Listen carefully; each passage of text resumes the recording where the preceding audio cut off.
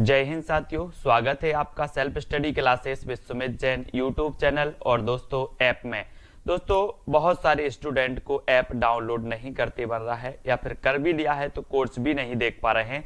तो मैं आज उनको बता दूं कि ये जो सेल्फ स्टडी क्लासेस इस प्रकार से जब आप प्ले स्टोर से करते हैं तो ये आपका जो है आइकन उसमें लगा हुआ है ना। तो इस प्रकार से सेल्फ स्टडी क्लासेस आपको सर्च करना है और ऐसे आइकन में आपको ऐप मिलने वाला है। ठीक है, तो दोस्तों हम देखें कि प्ले स्टोर में आपको इस प्रकार से दिखेगा ये सेल्फ स्टडी क्लासेस। ठीक है, ये प्ले स्टोर में आपको सेल्फ स्टडी क्लासेस का ऐप दिखने वाला है। ठीक है, ये इमेज उसमें डली है, ये आइकन, ये लोगो उसमें डला है। ठीक है, अब दोस्तों इसको इंस्टॉल करना है, यहां से आप इंस्टॉल करेंगे। ठीक है, अब इंस्टॉल करेंगे तो वहां पर आपको नंबर मांगेगा, जीमेल नंबर मांगेगा, तो आपको ओटीपी आएगा, तो आप रजिस्टर करके आगे बढ़ेंगे। ठीक दोस्तों, आज हम पढ़ने वाले हैं वाक्य विचार के बारे में और आपने हमें महान कर दिया यह कैसा वाक्य है। आपसे बनता होगा कि वाक्य जो होते हैं, वाक्य कितने प्रकार के होते हैं। वाक्य से एक क्वेश्चन आपका अवश्य बन जाता है ना। तब यहां पर आपको बताना है, जल्दी से सभी लोग बताएंगे कि आपने हमें महान कर दिया ये कैसा वाक्य होगा। आज्ञार्थक, विस्मयादि बोधक, निषेधार्थक या फिर इच्छा बोधक, किस प्रकार का वाक्य होगा। ये चार विकल्प है अंकुर जी। आपने हमें महान कर दिया यह कैसा वाक्य है, ये कैसा वाक्य हो जाएगा। आपने हमें महान कर दिया, यहां पर चार विकल्प हैं और चार में से आपका यहां पर बिल्कुल सही आंसर होगा। क्या होगा दोस्तों, आपने हमें महान कर दिया, तो ये क्या होगा।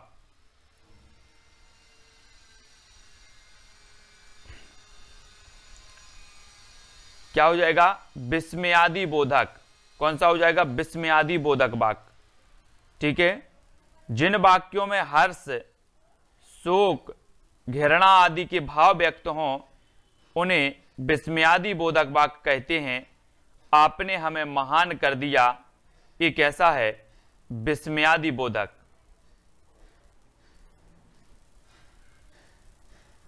ठीक है, अगला क्वेश्चन आपको बताना है अर्थ की दृष्टि से वाक्य के कितने भेद होते हैं। अर्थ की दृष्टि से वाक्य के कितने भेद होते हैं।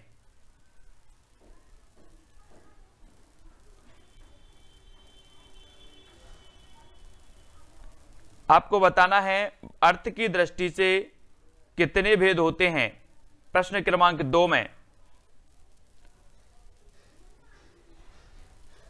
और यहां पर आपका बिल्कुल सही आंसर होगा कि अर्थ की दृष्टि से जो वाक्य के भेद होते हैं 8 प्रकार के होते हैं। आ से अर्थ और आ से 8। ठीक है, तो ये 8 प्रकार के होते हैं। रचना की दृष्टि से 3 प्रकार के होते हैं ना, रचना की दृष्टि से 3 प्रकार के। ऐसा सार्थक शब्द समूह जो व्यवस्थित हो तथा पूरा आस प्रकट कर सके वाक्य कहलाता है। वाक्यों का वर्गीकरण 2 दृष्टियों से होता है, अर्थ की दृष्टि से तथा रचना की दृष्टि से। ठीक है, अर्थ की दृष्टि से वाक्य 8 प्रकार के विधिवाचक, निषेधवाचक, आज्ञावाचक, प्रश्नवाचक, विस्मयवाचक, संदेहवाचक और इच्छावाचक होते हैं।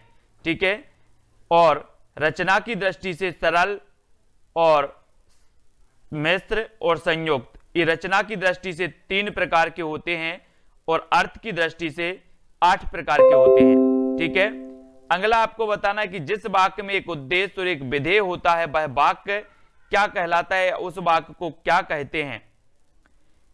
मिश्र वाक्य, आश्रित वाक्य, संयुक्त वाक्य या फिर सरल वाक्य।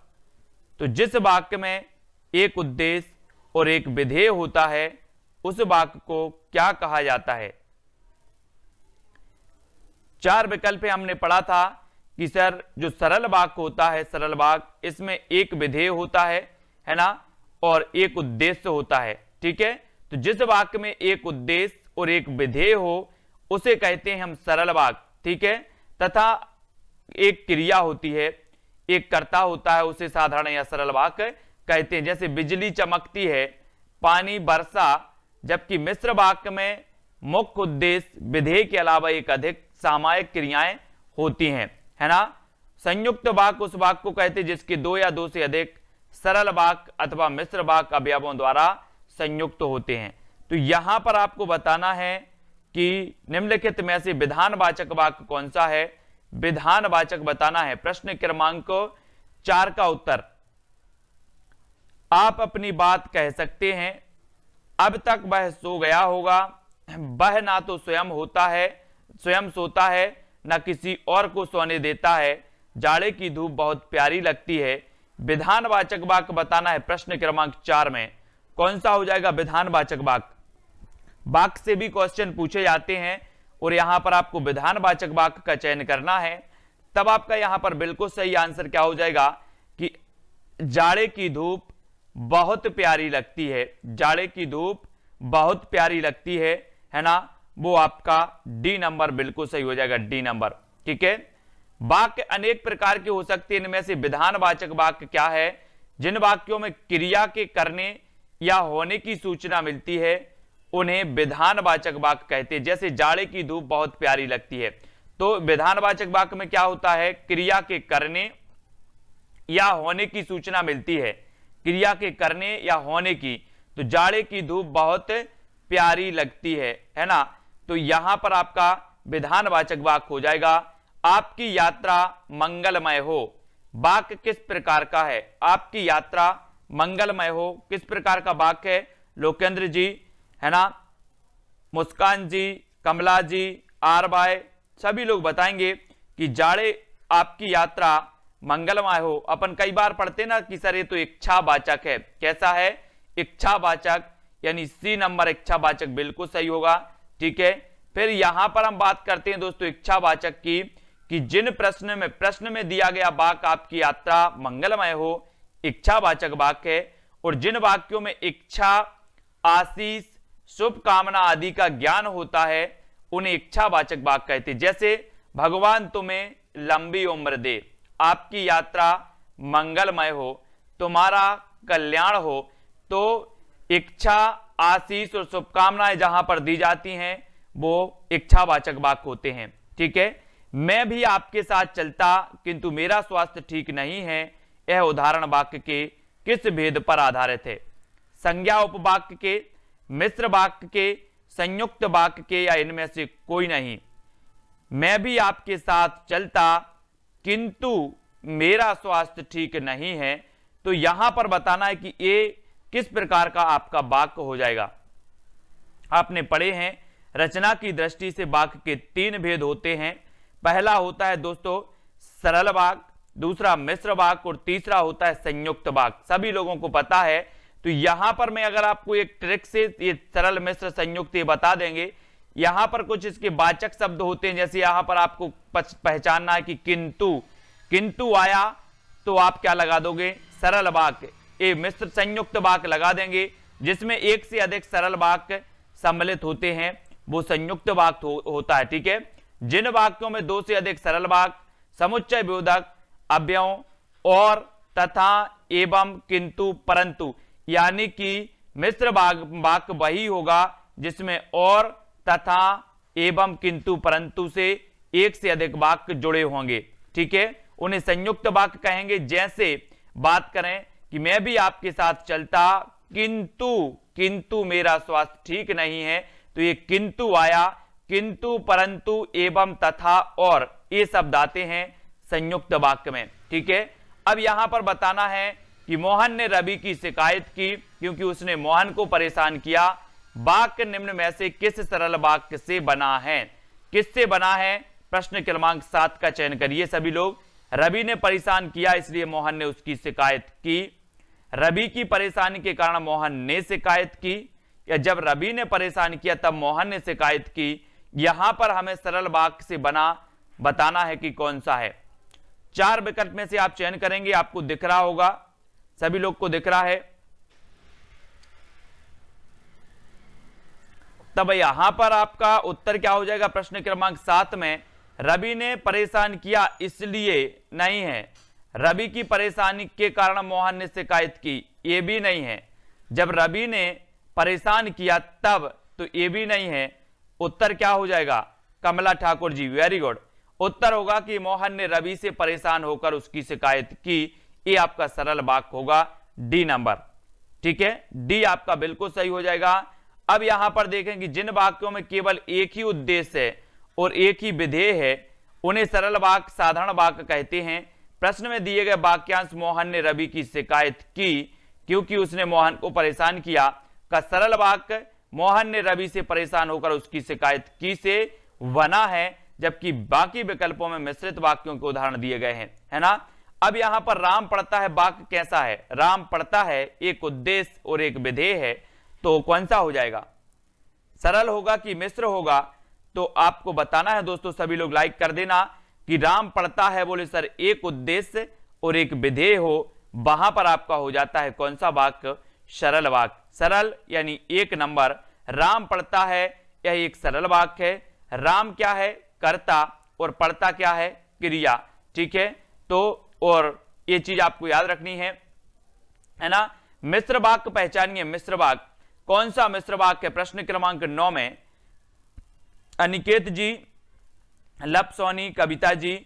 तो यहां पर प्रश्न क्रमांक 9 में मिश्र वाक्य पहचानना है। अच्छे लड़के परिश्रमी होते हैं, उसने कहा मैं निर्दोष हूं, लोकप्रिय कवि का सम्मान सभी करते हैं, या फिर परिश्रमी छात्र अवश्य सफल होंगे। तो 9 का आंसर आपको चयन करना है और 9 का आपका बिल्कुल सही होगा कि उसने कहा मैं निर्दोष हूं, उसने कहा मैं निर्दोष हूं। यहां पर आपका कौन सा हो जाएगा दोस्तों, बी नंबर। बी नंबर जो है वो बिल्कुल सही होगा, उसने कहा मैं निर्दोष हूं। ये मिश्र वाक्य है। जिन वाक्यों में एक मुख्य या प्रधान वाक्य हो, अन्य आश्रित उपवाक्यों ने मिश्रित वाक्य कहते हैं, है ना। इनमें एक मुख्य उद्देश्य और मुख्य विधेय के अलावा एक से अधिक समापिका क्रियाएं भी होती हैं। उपरोक्त वाक्य मिश्रित का मिश्र वाक्य है, यानी कि उसने कहा मैं निर्दोष हूं, मैं निर्दोष हूं, है ना, उसने कहा, ठीक है। तो एक से अधिक वाक्य जहां पर जुड़े रहते हैं वहां पर आपका क्या हो जाता है दोस्तों, मिश्र वाक्य हो जाता है, ठीक है। यहां पर हम देखते हैं अगला जो है, अरे मुझे तो ऐसी उम्मीद नहीं थी, अर्थ की दृष्टि से कौन सा वाक्य है। अरे मुझे तो ऐसी उम्मीद नहीं थी, अर्थ की दृष्टि से वाक्य क्या है, संदेहवाचक, संकेतवाचक, विस्मयवाचक या फिर प्रश्नवाचक। तो कौन सा हो जाएगा, अरे मुझे तो ऐसी उम्मीद नहीं थी, अर्थ की दृष्टि से ये जो उत्तर हो जाएगा। अर्थ की दृष्टि से वाक्य 8 प्रकार के होते हैं और यहां पर हो जाएगा आपका कौन सा, विस्मय सूचक। विस्मय सूचक उपरोक्त वाक्य अर्थ की दृष्टि से विस्मय वाचक वाक्य है। जिन वाक्यों से आश्चर्य, घृणा, क्रोध, शोक, है ना, आदि भावों की अभिव्यक्ति होती है उन्हें विस्मय सूचक कहते हैं। यहां पर अरे मुझे तो ऐसी उम्मीद नहीं थी, मतलब यहां पर क्या हो गया, आश्चर्य हो गया कि आश्चर्य का काम, तो आश्चर्य के भाव हो रहे हैं या फिर घृणा के भाव, क्रोध के भाव या शोक के भाव। इस प्रकार से अगर भाव आते हैं वाक्य में तो वहां पर आपका विस्मय सूचक हो जाता है, विस्मयवाचक वाक्य हो जाता है, ठीक है। फिर नेक्स्ट आपको बताना है कि कमल मोहन के लिए गेंद लाता है, वाक्य में प्रयुक्त कारक कौन सा है, प्रयुक्त कारक बताना है। प्रश्न क्रमांक 11 में मोहन के लिए गेंद लाना, तो उत्तर आपका क्या होगा, कमल मोहन के लिए गेंद लाता है, वाक्य में प्रयुक्त कारक कौन सा हो जाएगा, कारक बताना है। तो हमने पढ़ा है ना, क्या पढ़ा है कि जो के लिए है, के लिए ये क्या है, कारक है, यानी बी नंबर, ठीक है, बी नंबर जी है, बिल्कुल सही है। वाक्य में प्रयुक्त कारक के लिए है, जिसके लिए क्रिया की जाती है अथवा जिसे कोई वस्तु दी जाती है, वहां संप्रदान कारक होता है, संप्रदान कारक होता है। इसका विभक्ति चिन्ह क्या है, के लिए, ठीक है, के लिए। अरे आप भी हैं, वाक्य को अर्थानुसार पहचानिए। अरे आप भी हैं संदेहार्थक है, संकेतार्थक है, विस्मय बोधक है या फिर प्रश्नार्थक वाक्य है। कौन सा वाक्य यहां पर हो जाएगा, पूजा जी कौन सा वाक्य है, अंजू शास्त्री। अरे आप भी हैं, वाक्य को अर्थानुसार पहचानना था, तो यहां पर आपका बिल्कुल सही आंसर होगा कौन सा, विस्मय बोधक, है ना। अरे आप भी हैं विस्मय बोधक वाक्य है। जिन वाक्यों से आश्चर्य, घृणा, क्रोध, शोक आदि भावों की अभिव्यक्ति हो वो विस्मय सूचक वाक्य होते हैं। एक क्वेश्चन भी पूछा जाता है ना। अब आपको बताना है निकेतन कि पूर्ण वाक्य के अनिवार्य संगठन है तो कौन है? उद्देश्य और क्रिया, कर्ता और कर्म, उद्देश्य और विधेय, क्रिया और कर्ता। तो अमरजीत जी, पूर्ण वाक्य के अनिवार्य संगठक कौन से होते हैं पूर्ण वाक्य के? तो यहां पर पूर्ण वाक्य के जो अनिवार्य संगठक होते हैं वो होते हैं दोस्तों कौन से? उद्देश्य और विधेय। उद्देश्य और विधेय ये पूर्ण वाक्य के अनिवार्य संगठक होते हैं, यानी कि वह पूर्ण वाक्य होगा जिसमें उद्देश्य हो और विधेय हो, है ना, वही पूर्ण वाक्य कहलाएगा। पूर्ण वाक्य के अनिवार्य संगठक उद्देश्य और विधेय हैं। जिसके बारे में बात की जाए इसे उद्देश्य कहते हैं, जिसके बारे में बात की जाए उसे उद्देश्य कहते हैं, तथा जो बात की जाए उसे विधेय कहते हैं, है ना। क्या तुम लड्डू खाओ वाक्य कर्म वाच्य में होगा, क्या होगा? कर्म वाच्य में ये कौन सा बन जाएगा दोस्तों? कर्म वाच्य भी आपने पढ़े हैं। यहां पर है कि क्या तुम लड्डू खाओगे, खाओगे, है ना। तो यहां पर हमें कर्म वाच्य बनाना है और आपने पढ़े हैं कर्तरी, कर्म, भाववाच्य, ये 3 प्रकार के वाच्य होते हैं। और वाच्यों की जब बात आती है तो जब कर्म वाच्य की बात आती है तो यहां पर है क्या तुमसे लड्डू खाया जाएगा, क्या तुमसे लड्डू खाया जाएगा, यानी बी नंबर आपका बिल्कुल सही होगा। क्या तुमसे लड्डू खाया जाएगा, एक कर्म वाच्य। यहां पर देखो जिस वाक्य में कर्म प्रधान होता है उसे कर्म वाच्य कहते हैं। उक्त वाक्य में बा क्या तुमसे लड्डू खाया जाएगा, ये क्या है? कर्म वाच्य है। बा नंबर जो आया है क्या तुमसे लड्डू खाया जाएगा, ये कर्म प्रधान है यहां पर। और कर्म प्रधान जहां पर होता है वहां पर कौन सा हो जाता है? कर्मवाचक। कौन सा हो जाता है दोस्तों? कर्मवाचक। जहां कर्ता की प्रधानता हो वहां पर कर्तरी होता है, कर्तरीवाच्य। और जहां पर भावों की प्रधानता हो वहां पर भाववाच्य होता है ना। तुम क्या कर रहे हो, इस वाक्य का विधिवाचक क्या होगा? तुम क्या कर रहे हो? अधिकांश लोग पूछते हैं, आप जब भी बात करते हैं फोन में करते हैं या कहीं पर अपन बोलते हैं ना तुम क्या कर रहे हो, है ना। तो ये आपको विधिवाचक वाक्य इसका कौन सा होगा ये भी आपको बताना है।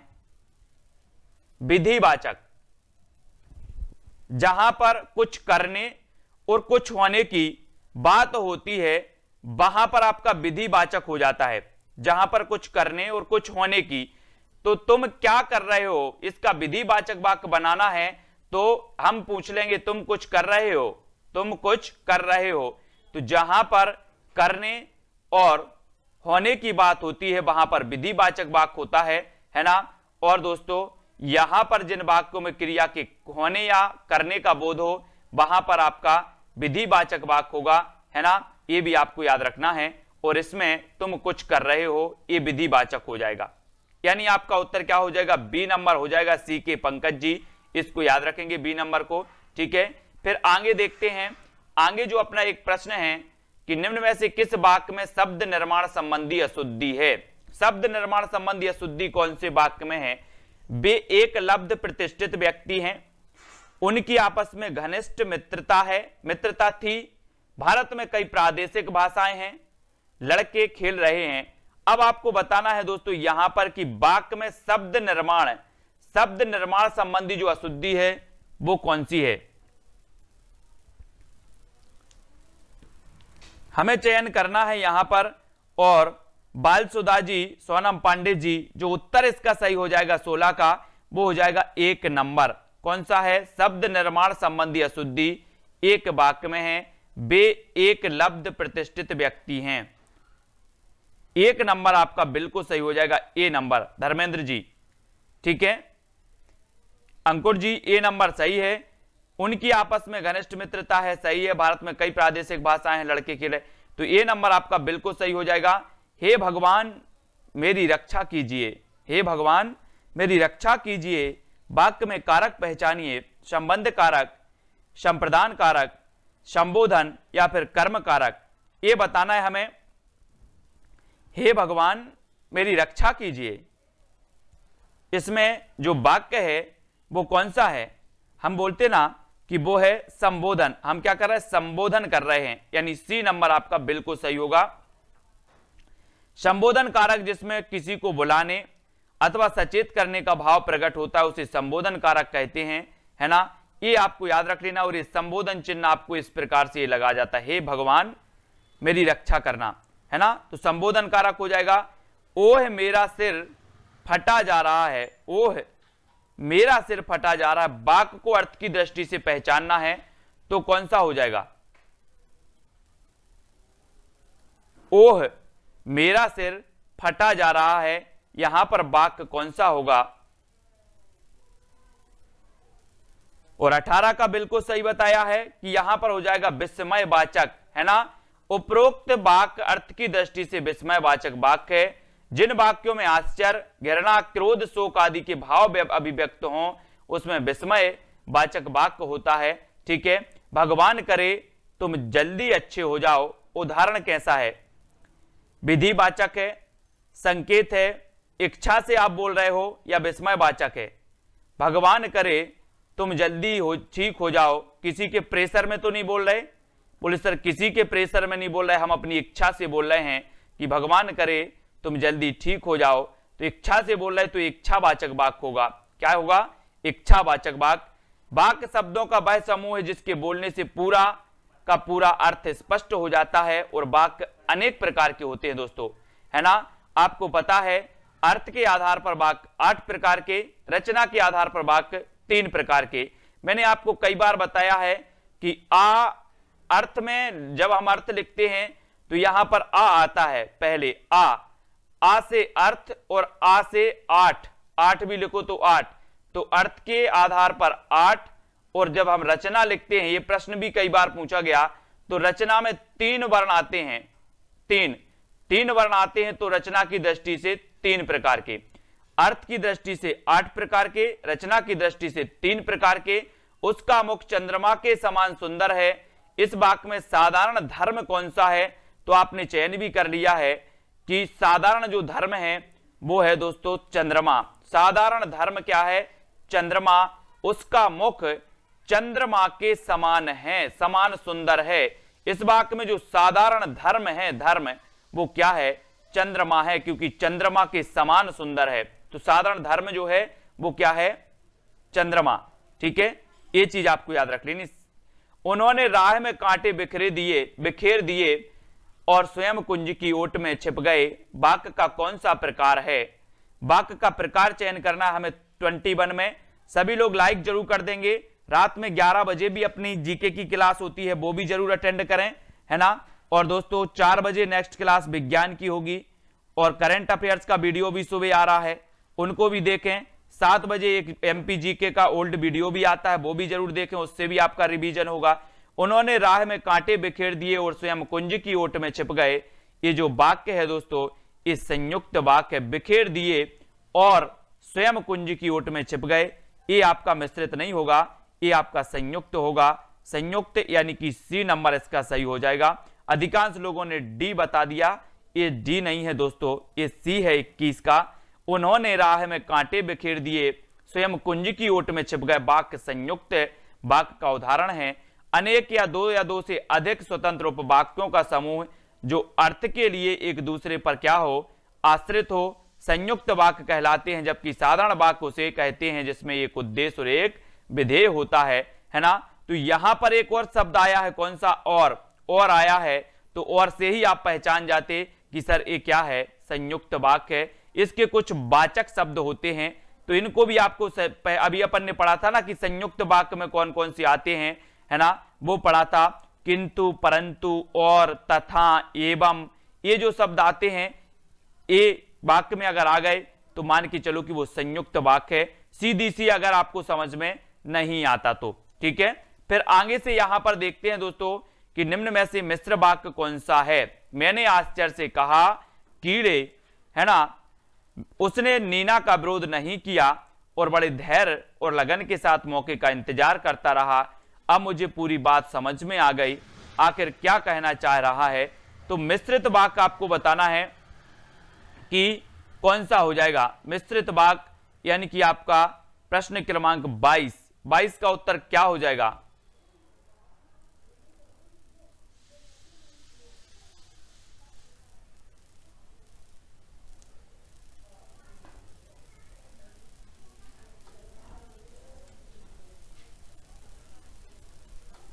और यहां पर जो है दोस्तों वो क्या है, यहां पर आपका जो है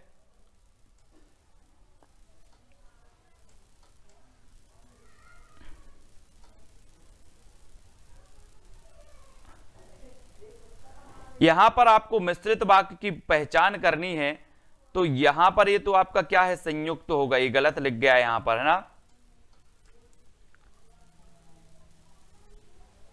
ये यहां पर जो है दोस्तों वो उत्तर गलत लिख गया है। ये देखो यहां पर कि जिन वाक्यों में दो या दो से अधिक सरल वाक्य समुच्चय बोधक अव्ययों और तथा पर परंतु आदि से जुड़े हों उन्हें संयुक्त वाक्य कहते हैं। जैसे उसने मीना का विरोध नहीं किया और बड़े धैर्य से साथ, ये आपका एक संयुक्त वाक्य हो जाएगा, है ना। यहां पर मिश्र पूछा गया है तो यहां पर मिश्र का उदाहरण भी नहीं है, ठीक है। ये संयुक्त हो जाएगा, संयुक्त, है ना। इस प्रकार से संयुक्त वाक्य। मिश्र वाक्य किसे कहते हैं ये बताना है 23 का आंसर। जिनमें एक ही कर्ता और एक ही क्रिया होती है, जिनमें एक से अधिक प्रधान उपवाक्य हों और वे संयोजक अव्यय से जुड़े हों, जिनमें एक साधारण वाक्य तथा उसके अधीन दूसरा उपवाक्य हो या उपरोक्त में से कोई नहीं। तो मिश्र वाक्य किन्हें कहते हैं ये चीज हमें बतानी है। हाँ लोकेंद्र जी, 23 मिश्र वाक्य किसे कहते हैं? मिश्र वाक्य आपको बताना है। और बोले सर कि जिनमें एक साधारण वाक्य तथा उसके अधीन दूसरा उपवाक्य हो वो कहलाता है आपका कौन सा? मिश्र वाक्य। वो क्या कहलाता है? जिनमें एक साधारण वाक्य होता है और उसके अधीन दूसरा उपवाक्य होता है, वो आपका मिश्र वाक्य कहलाता है। देखें कि जिन वाक्यों में एक मुख्य तथा प्रधान वाक्य हो और अन्य आश्रित उपवाक्य हो उन्हें मिश्रित वाक्य कहते हैं। जैसे बात करें कि इनमें एक मुख्य उद्देश्य और मुख्य विधेय के अलावा एक से अधिक समापिका क्रियाएं होती हैं। जैसे यदि परिश्रम करोगे तो उत्तीर्ण हो जाओगे, परिश्रम करोगे तो उत्तीर्ण हो जाओगे, है ना। तो जो उत्तीर्ण हो जाओगे वाला है पूर्ण रूप से इस पर डिपेंड है कि परिश्रम करोगे तो उत्तीर्ण हो जाओगे। ये क्या है? उपवाक्य है। मैं जानता हूं कि तुम्हारे अक्षर अच्छे नहीं बनते, तो जो दूसरा उपवाक्य होता है वो पहले उपवाक्य पर पूरा डिपेंड होता है ना। तो ये भी आपको याद रख लेना। जिन वाक्यों में आज्ञा, प्रार्थना, उद्देश्य आदि का ज्ञान होता है उन्हें वाक्य कहते हैं। उन्हें कौन सा वाक्य कहते हैं? जैसे बाजार जाकर फल ले आओ, मोहन तुम बैठकर पढ़ो, या फिर बड़ों का सम्मान करो। तो इन्हें क्या कहा जाता है ये बताना है 24 में कि जिन वाक्यों में प्रार्थना, उद्देश्य, आज्ञा, प्रार्थना, उद्देश्य आदि का ज्ञान होता है वो वाक्य क्या कहलाते हैं। तब हमने पढ़ा भी है कि जिसमें आज्ञा हो, प्रार्थना हो या उद्देश्य हो उसमें दोस्तों आपका कौन सा हो जाएगा? आज्ञावाचक हो जाएगा, आज्ञावाचक, है ना। तो आपका जो सा नंबर है, सी नंबर, आज्ञावाचक, बिल्कुल सही है। जिन वाक्यों में आज्ञा, प्रार्थना, उद्देश्य आदि का ज्ञान होता है आज्ञावाचक वाक्य कहलाते हैं, है ना। अब आपको बताना है कि या तो तुम सुधर जाओ या विद्यालय से निकल जाने के लिए तैयार रहो। या तो तुम सुधर जाओ या विद्यालय से निकल जाने के लिए तैयार रहो, इसमें कौन सा वाक्य होगा? सरल वाक्य, संयुक्त वाक्य, मिश्र, या फिर उपरोक्त में से कोई नहीं? कौन सा वाक्य हो जाएगा दोस्तों? और यहां पर अपन ने देखा कि सर हमने अब भी ऊपर पढ़ा था कि संयुक्त वाक्य में या शब्द आया, या तो तुम सुधर जाओ या विद्यालय से निकल जाने के लिए तैयार हो जाओ। यानी कि एक से अधिक सरल वाक्य जहां पर जो होता है वो सही हो जाते, ठीक है। तो या तो तुम सुधर जाओ या विद्यालय से निकल जाने के लिए तैयार हो जाओ। तो यहां पर आपका क्या हो जाएगा? संयुक्त वाक्य, संयुक्त वाक्य हो जाएगा। संजय जी बिल्कुल सही है, संयुक्त वाक्य हो जाएगा। इसके कुछ वाचक शब्द आपको देखना है दोस्तों। यहां पर देखो, इस जो जिस वाक्य में और, तथा, एवं, पर, परंतु इतने अगर शब्द आते हैं तो आपको क्या लगाना है? संयुक्त वाक्य, ठीक है। क्या लगाना है? संयुक्त वाक्य। और वाक्य को भी आपको पढ़ लेना है थोड़ा सा, है ना, क्योंकि कभी कभी ये डिस्टर्ब भी हो जाता है, कभी कभी मतलब 5% भी नहीं, बाकी कभी कभी ये इसमें तथा या कुछ आ जाए या पर आ जाए तो कभी कभी ये वो हो जाता है अपवाद, है अपवाद हो जाता है ना। तो वाक्य को भी पढ़ लेना है, और तथा, एवं, पर, परंतु, ये अगर शब्द आ रहे हैं तो उनको मान के चलना है 95% की इसमें कौन सा होगा, संयुक्त वाक्य होगा। ठीक है, ये भी आपको देख लेना है, और, तथा, एवं, पर, परंतु। ठीक है, इस संयुक्त वाक्य की एक पहचान होती है ना। अब यहां पर देखें कि राम ने मोहन की गाड़ी खरीदी, इस वाक्य का मिश्र वाक्य में रूपांतर क्या होगा। गाड़ी खरीदी मोहन ने राम की, राम ने उस गाड़ी को खरीदा जो मोहन की थी, राम ने मोहन की गाड़ी खरीदी, या फिर उपरोक्त में कोई नहीं। तो मिश्र वाक्य आपको बताना है कि मिश्र वाक्य में रूपांतर कर दिया। तो यहां पर दोस्तों सामान्य सा क्वेश्चन है कि राम ने उस गाड़ी को खरीदा जो मोहन की थी, जो मोहन की थी, है ना। तो ये जो वाक्य दूसरा वाला है पूर्णतः इस पर डिपेंड है कि राम ने उस गाड़ी को खरीदा जो मोहन की थी। ये इस प्रकार से मिश्र वाक्य होता है। मिश्रित वाक्य की अगर बात करें तो उन वाक्यों को कहते हैं जिन वाक्यों में एक मुख्य प्रधान वाक्य हो और दूसरा अन्य आश्रित उपवाक्य हो, है ना। तो यहां पर अगर बात करें कि राम ने मोहन की गाड़ी खरीदी का मिश्र वाक्य होगा रूपांतर करने पर बना वाक्य कि राम ने उस गाड़ी को खरीदा जो मोहन की थी। ठीक है, नेक्स्ट आपको बताना है कि जिन वाक्यों में क्रिया करने या होने की सूचना मिले उन्हें वाक्य कहते हैं। जैसे मैंने दूध पिया, क्रिया हो रही है, वर्षा हो रही है ना, राम पढ़ रहा है, तो इसमें हमें सूचना मिल रही है कि क्रिया हो रही है ना, क्रिया हो रही है। तो क्रिया होने का, और दोस्तों जिन वाक्यों में क्रिया करने या होने का अगर बोध मिले, सूचना मिले, तो वहां पर जो हो जाता है अपना कौन सा हो जाता है, अपन पढ़ रहे हैं, वो होता है विधानवाचक। विधानवाचक हो जाता है कांति जी, है ना, बिल्कुल सही, अंजू जी, किरण जी। जिन वाक्यों में क्रिया के करने या होने की सूचना मिले उन्हें विधानवाचक वाक्य कहते, जैसे मैंने दूध पिया या फिर वर्षा हो रही है। ठीक है, और जिन वाक्यों में हम आशीष, शुभकामना, है ना, और जो चीजें हम इच्छा से बोलते हैं वहां पर इच्छावाचक वाक्य होता है ना। जहां पर आज्ञा, प्रार्थना, उपदेश दिया जाता है वहां पर आज्ञावाचक हो जाता है। फिर 28 का आपको चयन करना है कि निम्नलिखित वाक्यों के लिए नीचे दिए गए विकल्पों में से वाक्य के प्रकार को चिन्हित करना है। ईश्वर करे तुम्हारा जीवन सुखमय हो। अब आप इच्छा से बोल रहे हो कि किसी के प्रेशर में बोल रहे हैं? बोले सर किसी के प्रेशर में नहीं बोल रहे, अंदर से आवाज निकली है कि ईश्वर करे आपका जीवन सुखमय हो। अब सुखमय हो तो ये कैसा हो जाएगा, इच्छावाचक होगा, है ना। सी नंबर सही हो जाएगा। निम्नलिखित वाक्य के लिए उसके लिए नीचे दिए गए विकल्पों में से वाक्य के प्रकार को चिन्हित करना है। अगले महीना तक परीक्षा फल आने की संभावना है। तो ये आपका कौन सा वाक्य हो जाएगा दोस्तों, यानी कि आपका 29 का प्रश्न है। 29 में आपको बताना है कि अगले महीने तक परीक्षा फल आने की संभावना है। तो इसमें कौन सा वाक्य हो जाएगा, संदेहवाचक, विधिवाचक, संकेतवाचक या फिर इच्छावाचक। अब यहां पर संभावना है तो अभी क्या है, संदेह है ना, संदेह है, तो आपका उत्तर होगा संदेहवाचक। अगले महीने तक परीक्षा फल आने की संभावना है, पक्का नहीं है, पक्का नहीं है। संकेत नहीं लगाना कि ये संकेत दे दिए गए, ये संदेह है, आने की संभावना है, पक्का नहीं है। ठीक है, तो याद रख लेना, संदेहवाचक जिस वाक्य से किसी बात का संदेह प्रकट हो रहा है वे संदेहवाचक वाक्य कहलाते हैं। अगले महीना तक परीक्षा फल आने की संभावना है, जबकि जिस वाक्य में किसी बात के होने का बोध हो, विधिवाचक।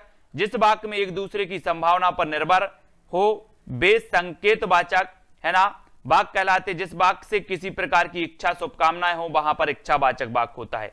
तो संकेतवाचक और संदेहवाचक में भी क्या नहीं होना, मिस्टेक नहीं करना है ना। संकेतवाचक की यहां पर परिभाषा क्या दी है कि जिस वाक्य में एक वाक्य दूसरे की संभावना पर निर्भर हो वे संकेतवाचक वाक्य कहलाते हैं। ठीक है, ऐसे संकेतवाचक कौन से होते हैं कि तुम पढ़ते तो पास हो जाते, तुम पढ़ते तो पास हो जाते, ये संकेतवाचक है। ये संकेत किया गया है कि तुमने पढ़ा नहीं है तो पास कैसे हो जाओगे, तुम पढ़ते तो पास हो जाते, ये संकेत हो जाएगा। लेकिन यहां पर संभावना तो ये संदेह होगा।